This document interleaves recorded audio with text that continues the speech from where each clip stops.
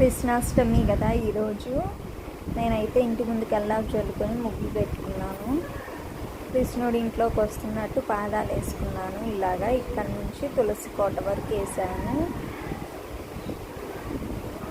చిట్టి తల్లి కోన చేస్తుందని ఒక చిన్న పాదం కూడా వేసాను. ఇంకా వాటి మీద ఈ పాదాలు వేసుకున్న చోట అన్ని పూలు చల్లుతుంటే గాలికి వెళ్తున్నాయి అనేసి ఇంకా దారి మొత్తం పూలు ఇలా చల్లేసాము పాదాల మీద వేయకుండా. చూడండి ఎన్ని పాదాలు వచ్చాయో. తులసి కోట వరకు అయితే వచ్చాయి. ఇంకా ఇల్లంతా శుభ్రం చేసుకొని పూజ చేసుకుంటుంది అమ్మ. ప్రసాదానికి అయితే పొంగళ్ళు పెట్టింది. మా కోసం అయితే అన్నం పప్పు చేసింది. ఇంకా ఆవు దొన్ని కడిగేసి నేను వచ్చేసాను.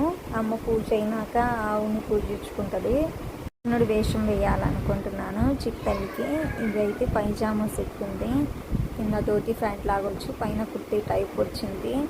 ఈ సెట్లోనే అన్నీ వచ్చేసాయి. నెమలి పింఛము, కిరీటము, చైన్ అన్నీ ఇందులోనే వచ్చాయి. పిల్లల గ్రోవి అన్నీ ఇందులోనే వచ్చాయి.